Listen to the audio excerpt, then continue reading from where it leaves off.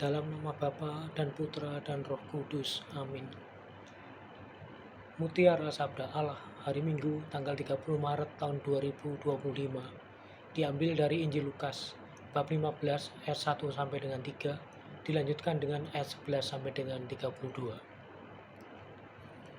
Perumpamaan tentang anak yang hilang dari bacaan Injil hari ini membawa banyak pesan untuk kita, terutama pesan tentang kemurahan hati Tuhan. Tuhan selalu terbuka menanti pertobatan kita. Hal yang menggembirakan bagi Tuhan adalah ketika kita kembali kepadanya.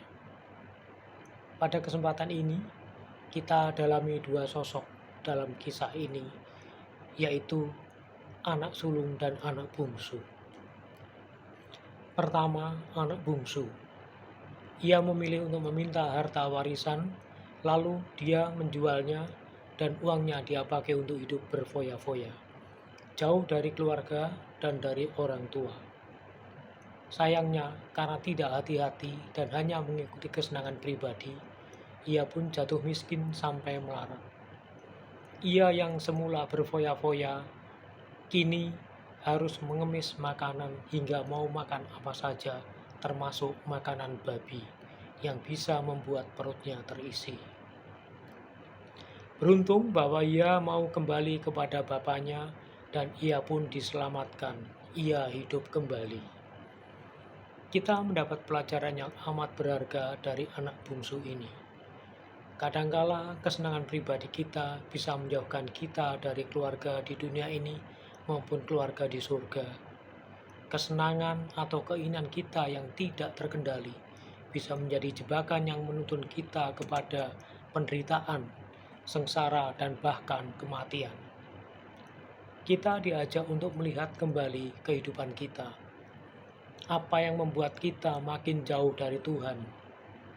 Anak-anak muda misalnya, sudah jarang untuk berkumpul berdoa bersama atau mengikuti perayaan sabda atau ekaristi. Tanpa disadari, kita sebenarnya menjadi seperti anak bungsu yang tidak memelihara kehidupan iman kita. Di masa Prapaskah ini, mari kita benahi hidup kita. Kita evaluasi lagi kebiasaan-kebiasaan kita yang tidak baik dan kita tinggalkan. Kita tingkatkan kebiasaan-kebiasaan baik yang mendekatkan diri kita kepada Tuhan dan sesama. Kedua, anak sulung. Ia disebut tetap setia di rumah bersama bapaknya. Dari pengakuannya, ia tidak pernah melanggar perintah bapaknya. Itu berarti ia adalah anak yang baik dan bisa diandalkan untuk menjaga keluarga dan orang tuanya, terutama ketika mereka sudah menjadi tua.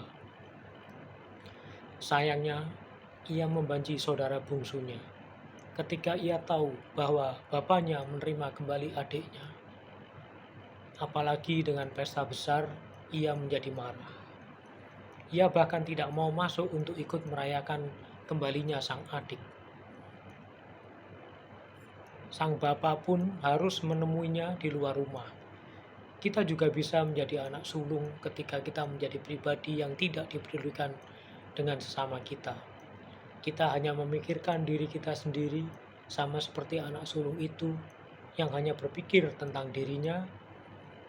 Kita diajak untuk saling memperhatikan satu sama lain.